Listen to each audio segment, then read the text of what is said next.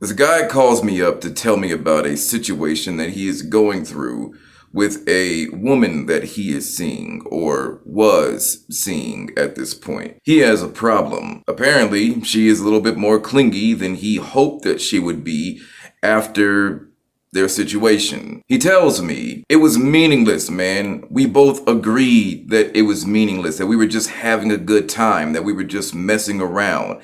It didn't mean anything. So he described the situation as meaningless.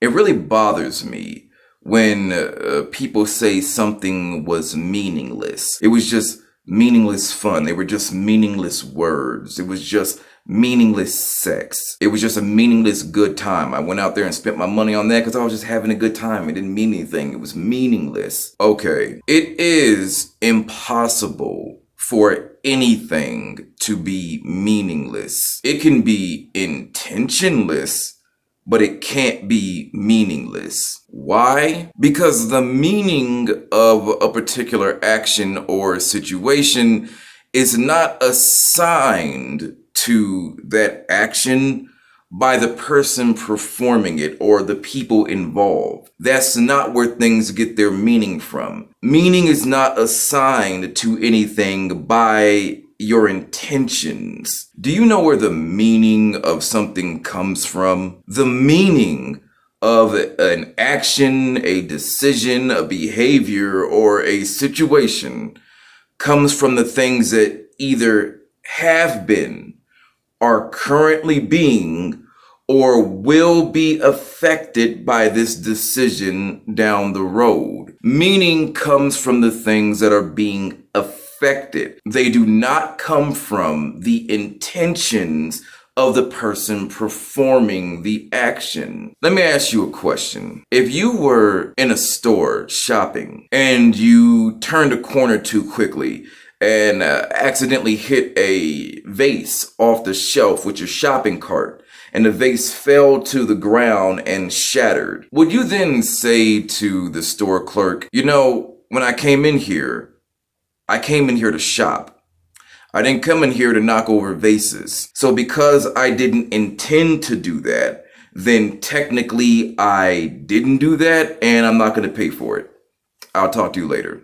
I'm guessing you wouldn't say that because you're not 5 years old. You're not a toddler. So the reason why we watch what we're doing, the reason why moving yourself in and out of aisles or not running through a store has a meaning is not because we intend to damage something. It's because we understand that it's a possibility. So the meaning of the action comes from the things that could possibly be affected, not our intentions. It's almost as if we believe that as long as I'm not to blame for something, as long as I don't take the blame for something, then it didn't actually happen. But I think we all know that that's foolish. That's not how life works. So then you hear people say, oh, we all came to the conclusion that it was meaningless. Everybody involved, or both people involved, came to the conclusion that we were just here to have a good time. It didn't mean anything. What happens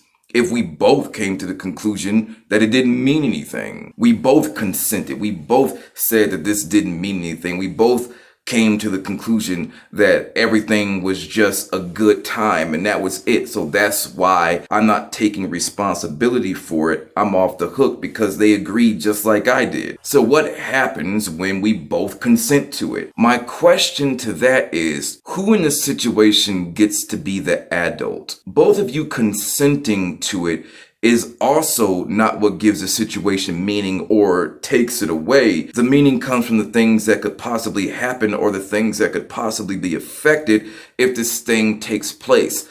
Us agreeing to it does not mean that we're going to nullify all the possibilities of what could take place if we decide to participate in this. If we both agreed and really wanted for ice not to melt when we put it in the oven, it's not how the laws of physics work. So who involved gets to be the adult and understand that regardless of what we consented to, There's a possibility it could happen, and I'm not naive enough to believe that because I don't want it to happen, then it's not going to. So the reality is there are things that can be affected. No matter what you intend to happen, there are things that can be affected. A person could catch feelings.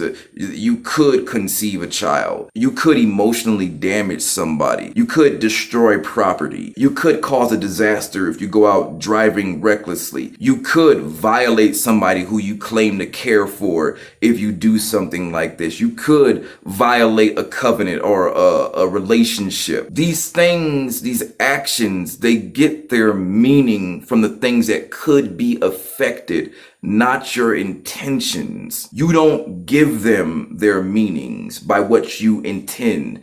They have meanings because of the things that could be affected by them. So whenever you go to make a decision, whenever you go to get involved in something, one of the things that should always be a factor in how you feel about the situation is what you know could be affected by it. You should never develop feelings or an outlook on a situation absent of the factor that something could be affected. Because then what you're telling yourself is, I know for a fact that's not going to happen. No, you don't. The fact that it could happen should always play a part in how you feel about what you're doing. If it doesn't, then that's textbook narcissism. Let me know what you think. I'm out.